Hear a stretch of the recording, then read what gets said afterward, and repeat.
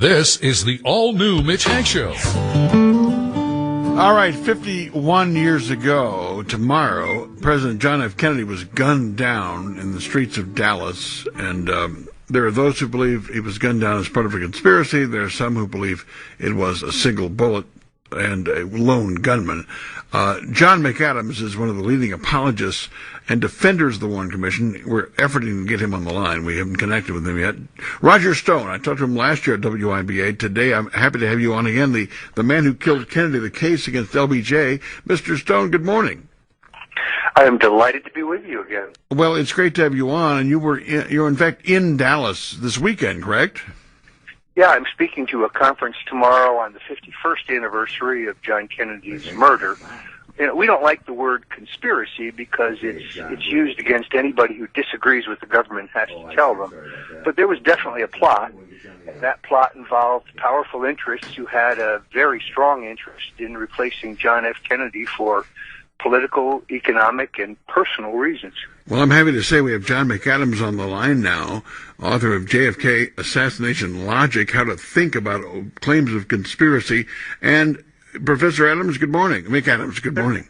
Good morning. I almost called you John Adams. Sorry about that. But we've got Roger Stone on the line from Dallas, and he objects to the term conspiracy because it kind of demeans critics of the government narrative.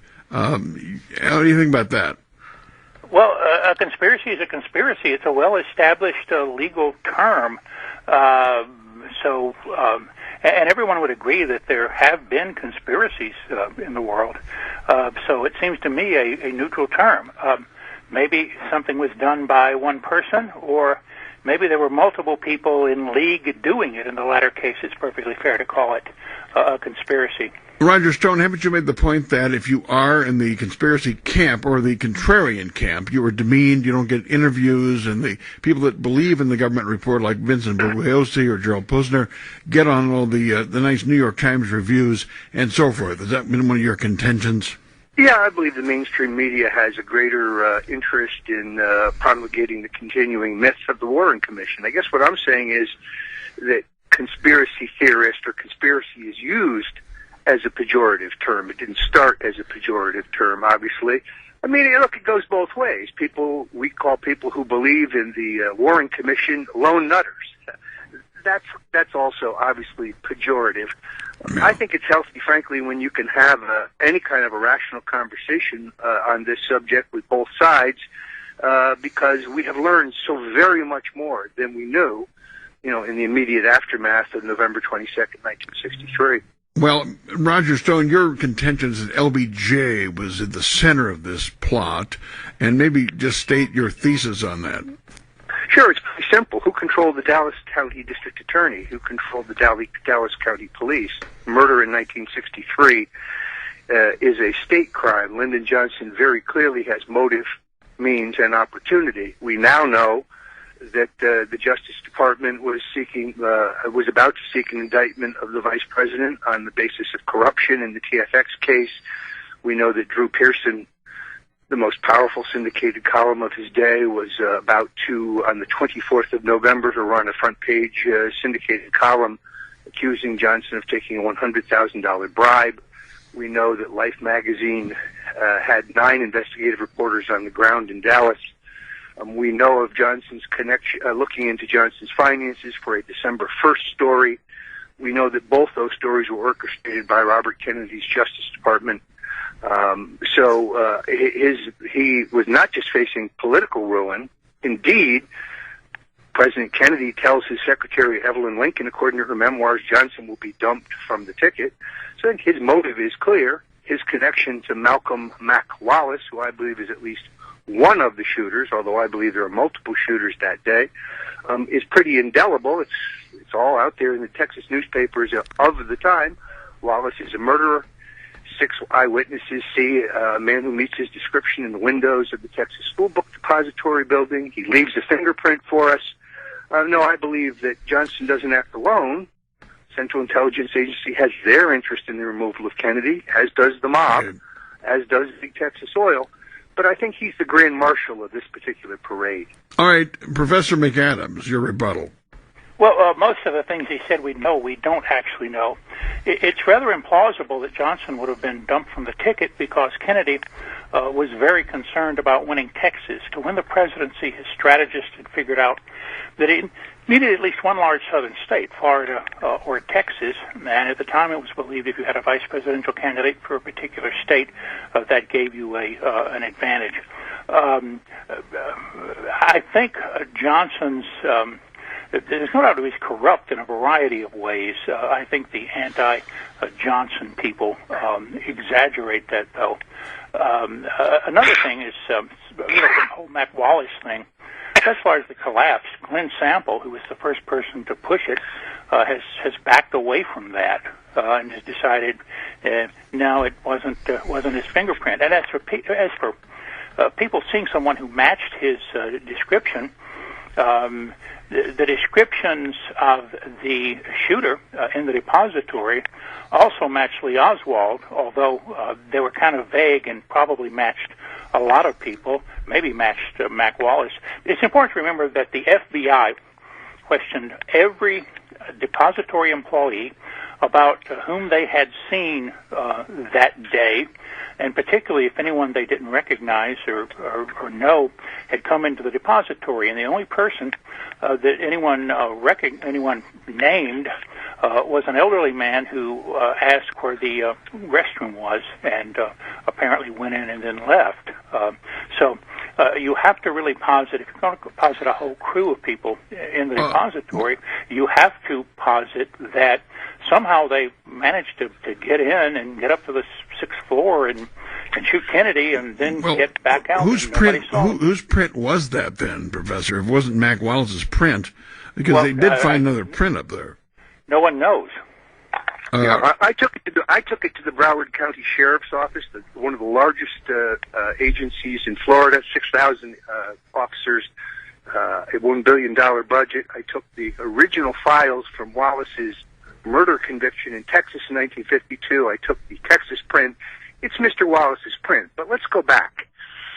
I think that Professor McADAMS is ignoring the Billy Solestis scandal and the Bobby Baker scandal. Indeed, Richard Nixon visits Dallas on November 21st. He has a press conference predicting that Kennedy will dump Johnson because of the stench of corruption. This isn't about regional politics. He's going to take a Southerner. He tells Evelyn Lincoln, his secretary, that he will take Governor Terry Sanford of North Carolina for vice president, most likely. Johnson's days are numbered. Provides his motive. His close association with D.H. Byrd, the owner of the Texas School Book Depository building, and by the way, Mr. Wallace is on Mr. Byrd's payroll as an employee at this time, giving him full reign of the building, is another indicator of the involvement of Johnson's crew. Byrd had nothing to do whatsoever with hiring Lee Harvey Oswald. Owning the building doesn't mean he was there all the time. Guys, okay. Can I speak? Give and take, guys. Give and take. Professor, can I speak? He owned the company that hired him. How can you say that? All right, go ahead, Professor. The fact that he owned the building proves very little. And remember, conspiracy theorists play this game of connecting someone to someone else to someone else. And it's a fun game to play because if you're talking about fairly wealthy people in Texas, you can pretty much connect any of them to any other. There were only X number, and if you're willing to accept a fairly distant relationship, sure, you can connect anyone to anyone else. All right, guys, let's go to the airport. There's disturbing video on YouTube. You see the Secret Service guy on the back of the car running with his hand on the car, and he's being called off, and he waves his hands with his palms in the air 3 times. 3 different times, like, what are we doing here? Apparently he was on the car in San Antonio and other places. So how do we explain that? Professor, go ahead. Yeah. If you look at various photos of not only the motorcade in Dallas, but the motorcade other places, it's unusual for someone to be riding on the back of the presidential limo. It is true that in Dallas, and sometimes you'll see Clint Hill riding not behind Jack Kennedy, but behind Jackie Kennedy, who was tasked with protecting Jackie. So that would happen sometimes, but for the most part, not. Have you seen the video, Kennedy Professor? liked to be visible to crowds. Well, but the guy was behind the car in San Antonio. Go ahead, Mr. Stone. Yes, if I may. the Secret Service manual, by the way, I worked for 3 presidents and I did 18 presidential trips. The manual requires 6 motorcycle officers, 2 astride the rear axle, 2 behind and 2 in front. There were, by the way, that formation in Fort Worth, in San Antonio, even in Chicago and Miami the week before, but not in Dallas. The buildings are supposed to be sealed on both sides of the street. That's in the manual. They were in Fort Worth, they were in San Antonio, they were in Miami, they were in Chicago, but they weren't in Dallas. There's too many anomalies here. The Secret Service just screwing up. Why are they violating their own procedures on the ground? And in fact, it's fairly common for agents to ride on the rear bumper when the car is open. Ironically, the man who gave the order to remove the bubble top, which was not bulletproof but was opaque, is not a Kennedy aide. Why, that would be Johnson aide Bill Moyers, who says, and I quote, "The president wants this goddamn bubble top removed now." But the president never said that, nor did any of his aides. Can I respond? Yes, go ahead. Sure. No one's ever produced a so-called Secret Service manual. I've had students try to find it, and if any copy still exists, it's well, certainly it would have been secret at the time. You publish your manual for presidential protection. You basically tell a would-be assassin how to get through it. There are numerous pictures of various things. Number one, the notion that windows supposed to be closed over the motorcade. Contrary to numerous pictures, I have a picture on my website of Kennedy in Cork in Ireland, and not only are right around, actually on the motorcade route within arm's length of Kennedy, windows are open all over the top of in the buildings above the motorcade route, very close to the street. In Honolulu, I have a picture of the Kennedy motorcade in Honolulu. There are no Secret Service agents riding on the back of the limo. There are tall buildings next to the route, and people in the balconies of the tall buildings.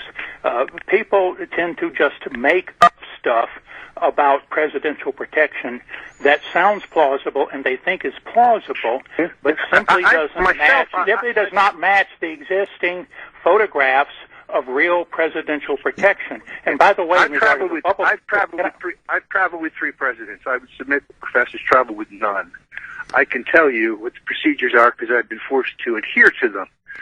Anybody can take one picture from, say, Dublin, not even in the United States, and say, oh, this is the norm. This is not the norm.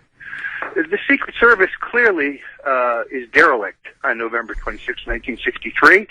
And when they arrive in Washington, D.C., when President Johnson arrives at Andrews Air Force Base, who's the first man to bound up the steps and embrace him? Why, that would be Secret Service Director John Rowley.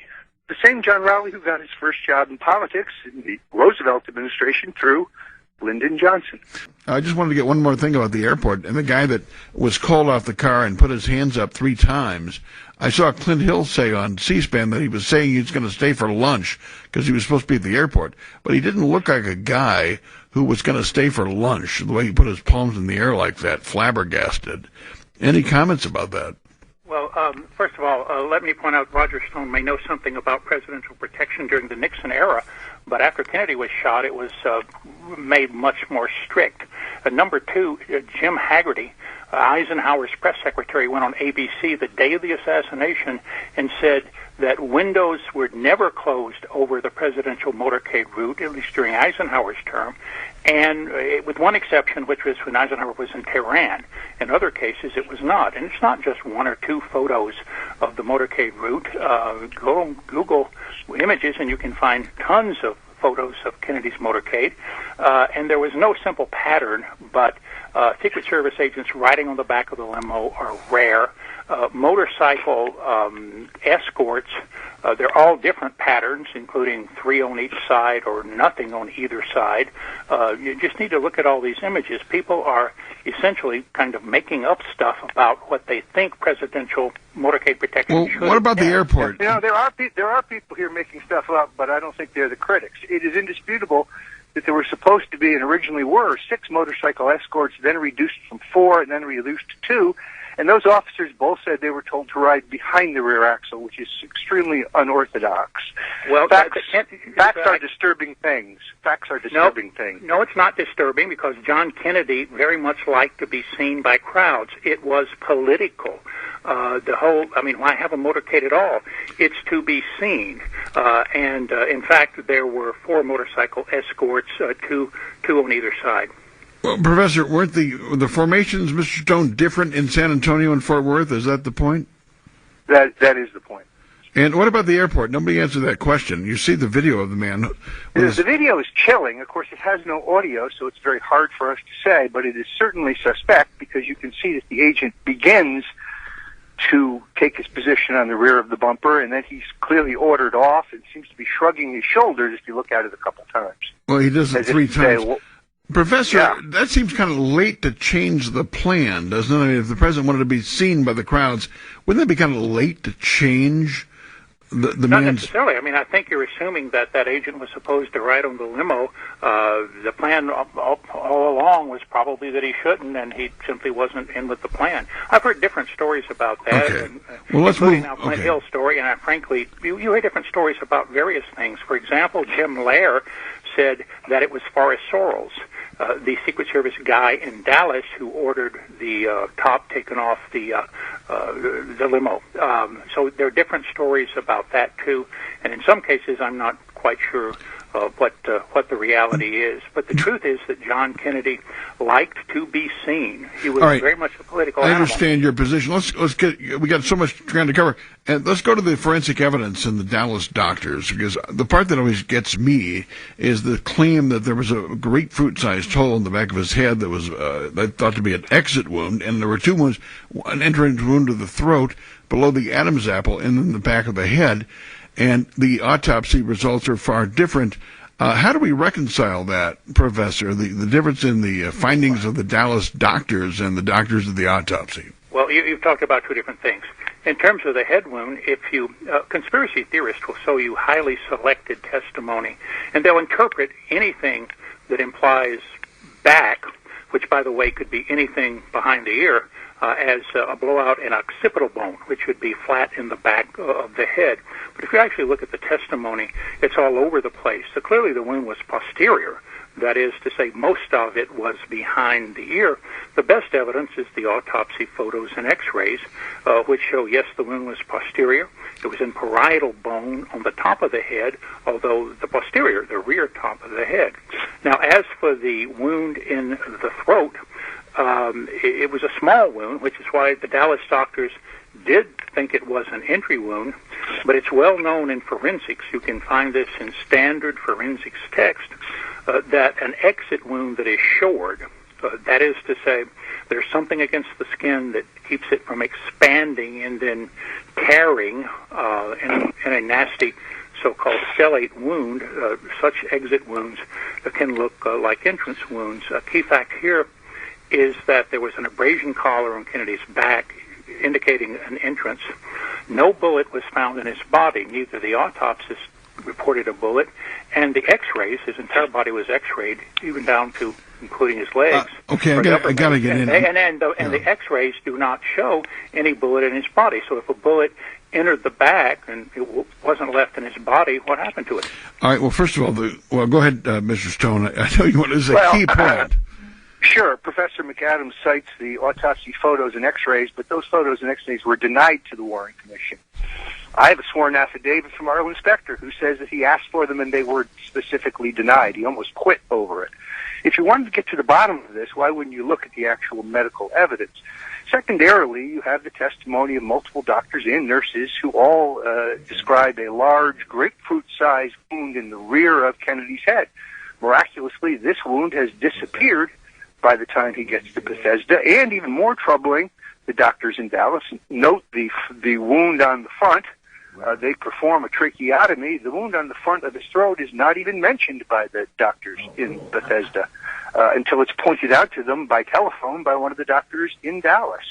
It looks to me like Kennedy's autopsy has been altered. We do know for an absolute fact, based on the declassification of the actual autopsy report, that Warren Commission member Gerald Ford changed the description of the wound in Kennedy's upper body, upper back, to his lower neck in his own handwriting. And this was reported in 1987, the New York Times and the Associated Press. When asked why he did this, and by the way, the reason he did this is pretty carefully covered in the memoirs of the number 2 and 3 men in the FBI, Deke DeLoach and Bill Sullivan. When asked why he made this alteration, he said, well, the country needed clarity. You notice he didn't say the country needed truth. Okay, before you come in, you can, but first could you explain why Dr. Humes burned his notes and why William Pitzer, the naval officer who videotaped it, was killed in 1965, or at least was said to commit suicide? Well, first of all, the top researcher who studied that and who first thought it was suspicious, a guy named Alan Eaglesham, basically has gotten all the documents and has concluded, yes, he did commit suicide, and there's no evidence that he actually videotaped it. He was certainly a TV technician, but there's simply no evidence that there was ever any videotape. Now, let me see. How far back should I go? Oh, wound in the back of the head. The doctors are all over the place. Charles Carrico, for example, drew a picture of the wound for the Boston Globe in 1981, and he put it square on top, square above the ear. Grossman, same thing, described the wound for the Boston Globe in 1981, and again for the Assassination Records Review Board in the 1990s, and put it squarely above the ear. Doris Nelson showed a Life magazine photographer, probably a stringer, I assume, where she said the wound was. The picture's on my website, and she put it square above the ear, actually on the top of the head, although posterior. Now, let's talk about Ford and his so-called moving the wound. The draft that he got, and this is on my website, you can see a picture of the draft, said the wound was in the back above the shoulder. That's incoherent. Anything above the shoulders and the neck. Now, Ford had doubtless seen something called the Rydberg drawing, done by a naval corpsman, who did not have reference to the autopsy photos and x-rays at the direction of Humes, and that drawing indeed showed the wound in the neck. So what he clearly thought he was doing was correcting the statement. In fact, the Warren Commission describes the wound as 14 centimeters below the tip of the right mastoid process, which puts it essentially at the level of the first thoracic vertebra, which is, in fact, what the autopsy photos and x-rays show. Conspiracists will ignore the autopsy photos and x-rays simply because they show the interest in the back at the first thoracic vertebra, consistent with the single bullet theory. They show the posterior right top of Kennedy's head blown out. And I'm wondering if Roger Stone actually buys David Lifton's theory that the body was altered before. Well, we'll find out. I'd like to hear about We'll that. find out for a quick break. This is the Mitch Hank Show on the new MitchHank.com. I've seen Nigel Turner's documentary, and they interview people who claim they put in Dallas the president's body in a bronze ceremonial casket, and there are people who went on the tape and said in Bethesda they took out of a gray and red working casket in a body bag. But go ahead, Mr. Stone. You were asked by Professor McADAMS if you believed in David Lifton's theory the body was worked on prior to the autopsy. Before we leave the autopsy, I think it's important to note that Admiral George Bunkley's actual handwritten notes and the diagram demonstrate that the wound in Kennedy's upper back is below his shoulder and nearby the 14th vertebrae. And the memoirs of both Deke DeLoach, the number 2 man at the FBI, and William J. Sullivan, at this time arguably the number 3 man at the FBI, both talk about Hoover's efforts to get Ford to change the autopsy because we have some members of the commission who just don't believe the conclusion that the commission has reached, that John Kennedy was killed by one shooter shooting 3 bullets, all from behind. This would probably explain why in the taped conversation between President Johnson and Senator Richard Russell of Georgia at the time that the actual Warren Commission report was issued, although it wasn't really issued, you couldn't get a copy of it for quite some time, and it had no index, that Russell says to Johnson, "I don't believe a word of it," and Johnson says, and may I quote, "Either do I." That's a misquote. He never said, I don't believe a word of it. The issue was the single bullet theory, and he said, I don't believe it. Johnson said, neither do I. And then one of the other, I forget which, said, what difference does it make?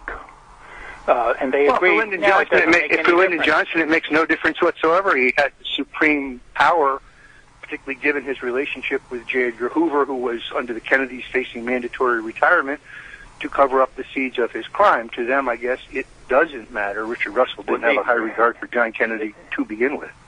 The transcript is on my website. Look at it in context. Russell believed John Connally, who thought he was hit by a different bullet than hit Kennedy.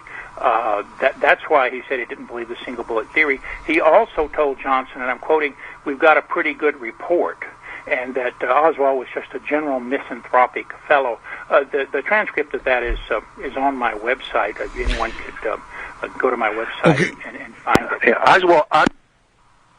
We lost somebody there. I'm still here. Okay, Professor. We lost Roger Stone temporarily. I'm sure we'll try to call him back right away.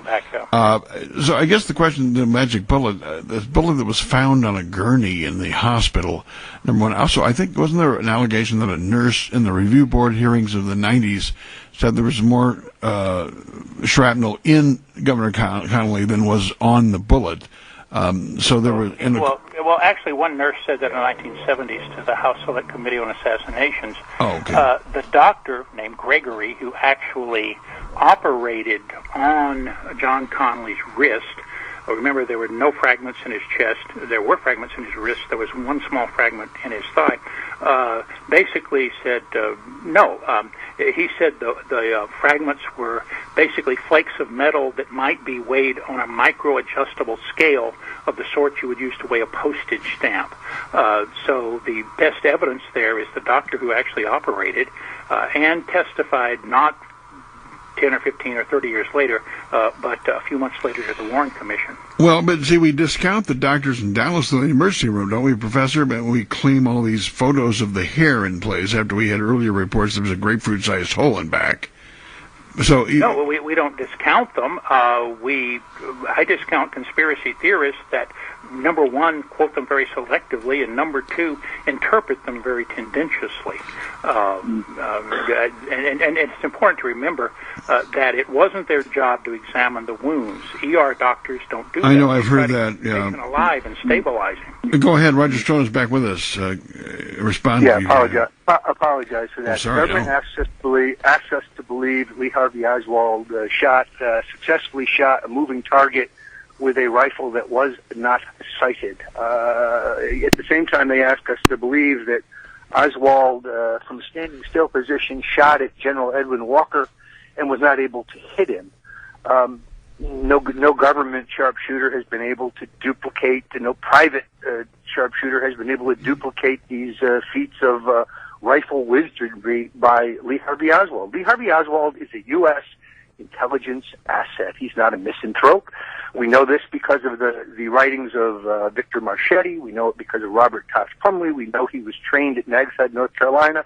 We know that he's worked as an informant for the FBI. When he's arrested in FBI in New Orleans for handing out pro-Castro flyers, which is clearly a provocation, who does he call from the police station? His wife? His lawyer? No, he calls the office head of the FBI in New Orleans, and shortly thereafter he's sprung. He is, very sadly, exactly what he says he is, a patsy. Okay, well, the professor is back on the line. We lost his call. Professor, the contention that, in fact, Lee Oswald was a low-level informant and operative, and that he was a patsy, and your response to that? Well, there's simply no evidence of that. There's all kind of suspicion on the part of conspiracy theorists, but there's simply no evidence he was any kind of operative or informant. Why was he in New Orleans? He was in New Orleans because things had fallen apart in Dallas. He lost his job. He tried to shoot Edwin Walker. That didn't work. And he went to New Orleans and got a job at the Riley Coffee Company. Remember, he grew up in New Orleans, so New Orleans was a natural place to go. How did he get his citizenship back after renouncing his U.S. citizenship so automatically? That doesn't happen. He never lost his citizenship. The guy named Schneider at the embassy talked to him on Saturday. Schneider put him off and told him he'd have to come back Monday to formally renounce his citizenship, and he never came back. You can't just go into an embassy, say bad things about the U.S. and say you want to renounce your citizenship.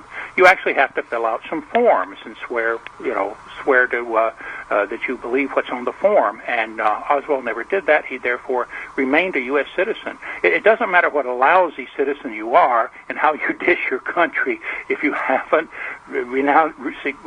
formally, officially renounced your U.S. citizenship, you remain a citizen. And why would the government pay for a private citizen and his wife to return to the United States and pay for their initial housing? The answer to that is found in something the House Select Committee on Assassinations did call the Defector Report. There had been a few defectors to the Soviet Union during that period of the Cold War. They generally were mentally unstable. They would have wives or girlfriends, then decide they wanted to come back to the U.S., and they caused big problems for the State Department.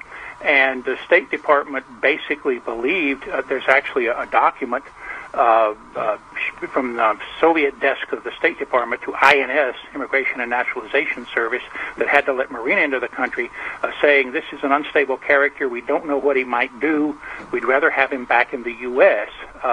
Defectors caused trouble for the State Department. It was far and away best from the standpoint of state to get them back in the U.S. where there are no problems, where they're not a problem for the State Department. Roger Stone's response after a break. This is the new Mitch Hank Show on MitchHank.com. All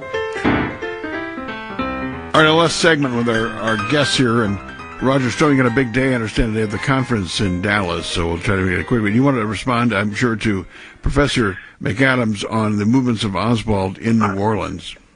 Sure. The professor says that there's no evidence that Oswald was a U.S. intelligence asset. That would ignore, obviously, the writings of both Plumlee and Marchetti, but more importantly, it would ignore my interview with former Attorney General Richard Thornburgh, who said as late as 1976 the Justice Department considered indicting CIA Director Richard Helms for lying to the agency about their knowledge of Oswald and their attempts to communicate with Oswald. We're just asked to believe that Oswald is a misanthrope. The government tells us that he shot President Kennedy from the sixth floor window, had time to hide the rifle, and then run down 4 flights of stairs to the second floor, where he was seen eating lunch by a Dallas police officer only minutes later.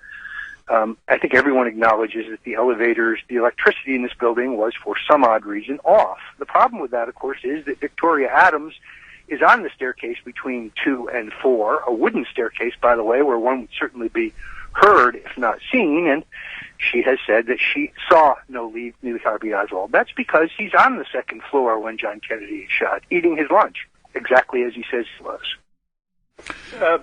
Roger Stone throws out so many factoids, it's hard to keep track of them all. You're no slouch yourself, my friend. You're no slouch now I have to debunk the factoids, which takes more time than just throwing them out. Believe me, I'm okay, as for the woman on the stairs, if she'd actually been on the stairs at the time Oswald would have been on the stairs, she would have run into Roy Truly and Officer Baker coming up, and she did not. The timing was simply she was on the stairs some other time. Now let me. That would have been after. That would have been afterwards. That would have been afterwards. That would have been. As for Richard Helms lying, he did at one point apparently lie to Congress about something that had nothing whatsoever to do with the Kennedy assassination. As for Thornburgh, Roger Stone keeps quoting interviews that don't seem to be on the record anywhere. They're only with Roger Stone. Well, a lot is not on the record. Maybe he misinterpreted something. I've certainly never seen anything that Marchetti said that implied that Oswald was an Professor, operative. have you read my book? Have you read? I've read yours. I haven't read your book. No. I commend it. You guys can read each other's books. How about that? Yeah, I mean, I guess you've read his, Mr. Stone, so the ball is in your court, Professor. Well, if I could quickly go in our remaining time to the claims that There were 600 people in Dealey Plaza. 200 were investigated by various agencies and investigators.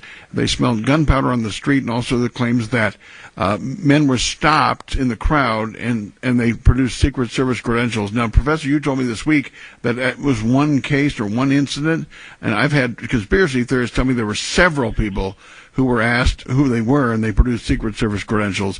First, Mr. Stone, your thoughts on that, and then Professor McADAMS.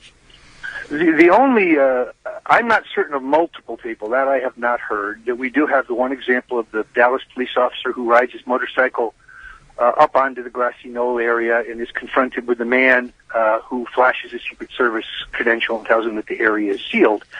He later looks at a photo. He's shown a photo of Bernard Barker, later a Watergate burglar, low-level CIA and sometimes mob operative, and he identifies Barker as the man who flashed him the credential. He also said that the man had dirty fingernails and wasn't dressed as he thought a Secret Service agent would be dressed. I guess that means in a suit. Beyond that, I do think that there is activity on the grassy knoll. I'm a believer that there are more than one shooter. I think that the idea that Kennedy was shot 3 times from behind solely from the Texas School Depository Building is false. And in fact, I think at this late date between the Senate committee under Frank Church and the subcommittee under Richard Schweiker, fine man and a longtime friend of mine, and the House the House Select Committee on Assassinations, which concluded a minimum that there was organized crime involvement in the Kennedy assassination. And by the way, the Warren Commission tells us that Jack Ruby has no known associations with organized crime. That defies credibility as well. So I think this has been very positive in the sense that the government itself and 2 august governmental bodies have criticized the conclusions of the Warren Commission. Professor. I can't keep track of all those factoids. No motorcycle officer rode partway up the knoll, although some witnesses said he did, but we have photographic evidence that Clyde Haygood, who was the officer in question, tried to jump the curb, couldn't, and parked his bike in the street. That's what multiple photos show. Now, I'm having trouble remembering all the other stuff. Bernard Barker was questioned apparently by one of them. Bernard Barker, again, I'd like to see that. That if that's true, it's very, very late testimony, and in fact, I haven't seen that in any of the standard conspiracy books. So, I'd like to see that. I think it's clear that what happened is that Officer Joe Marshall Smith had his gun out, and some guys who had some kind of credentials saw him coming and flashed the credentials at him. The best witness to whether there was a grassy knoll shooter was Lee Bowers in a tower right behind the stockade fence. He could see the whole area. He didn't describe any shooter. He did see 2 guys whom he said were not together, and one of them was there after the shooting, didn't leave. The other, Bowers didn't know because he said his clothing blended in with the foliage, so he didn't know what happened. But one of the guys didn't go anywhere, and neither of them would look like a Secret Service agent. What about Ed Hoffman, a deaf mute Ed Hoffman? Well, wait a minute. What happened to Bowers? Did he live a long and healthy life? No, he died one of those so-called mysterious deaths that wasn't in fact mysterious. It's only presented as mysterious by conspiracists. There's no evidence it was mysterious. The problem here is that lone nutters want to deny mathematical statistics. The number of people who are connected to the Kennedy murder who die suspiciously or without explanation defies the mathematical average. There's an excellent book out now by Richard Chernin, who's a mathematician. I'm not a mathematician, who I think makes a compelling case, and I really commend it to your listeners, Mitch. It's a fine book. Okay, well... The problem with that whole theory is that the pool of people said to be connected with the assassination mostly aren't connected with the assassination. Like the mayor of New Orleans, Louisiana, is on the list, but he has no connection with the assassination. There was a book recently out by Richard Belzer, the comedian and actor, right, who says Jim Reeves, the country singer, was a mysterious death somehow connected with the assassination. I mean, how he didn't put Patsy Cline on the list, I don't know. We do have... So the problem with that is that They put tons of people on the list who died, but their only real connection with the assassination was simply in the minds of conspiracy theorists. That given their criteria for people who are quote unquote connected with the assassination, there must be probably 15 or 20,000 people Professor, equally closely connected. Time is short. Do we think then that Dorothy Cogallan, Roger Craig, William Pitzer, they're all suicides, or they were all natural deaths? Craig was a suicide. In fact, it was investigated by the police, and he was autopsied, and I have the autopsy report. It's on my website. Dorothy Cogallan also was autopsied, and the police investigated it. She died in her apartment, in New same York. apartment where her husband was asleep in another room. There were no signs of violence. Apparently, what she did was took a moderate dose of barbiturates and drank a bit. And the unfortunate, this is what the toxicology said, the unfortunate confluence of barbiturates and alcohol killed her. Roger, your response to the Cogallan. Yes, she's propped up in a bed which she doesn't read. She's wearing glasses that are not her reading glasses, but seen for a long distance. And she has in her hands a book which she has already finished. And all of this happens immediately after she announces she has a worldwide scoop, having interviewed Jack Ruby. As far as Roger Craig is concerned, I'm not certain. I'll defer to the professor on that. I do know that he was under enormous stress and pressure, as were many. I tend to believe that research, which was done much later, research done in the immediate aftermath, was subject to government pressure, and the government certainly pressured individuals to remember things as they wanted them to be. Witness, for example, Arlen Specter's dialogue with Gene Hill, in which he says, you know, I can have you put in a mental institution. Gene Hill has huge credibility problems. I'll take a minute to explain them if you want. But I think she has huge credibility problems. There's no independent evidence that Specter did that other than the claims of Gene Hill. I mean, Gene Hill later claimed to have seen an old shooter, but when she was interviewed by WBAP-TV, within apparently about an hour of the assassination, she was asked point blank, did you see the shooter? And she said, no, I didn't see a shooter. And the interviewer said, you only heard? She said, I only heard. We have phone problems with Professor McADAMS. I don't know what's happening with our reception. I'm here, I think. Well, I've got... Yeah, the audio is deteriorating. You're cutting in and out, Professor. I'm not sure if you can try to call back, perhaps. I don't know, we're out of time anyway. But the final thought I was going to ask you guys, Tippett's shooting, the officer was killed. He was shot 3 times in the chest and once in the head.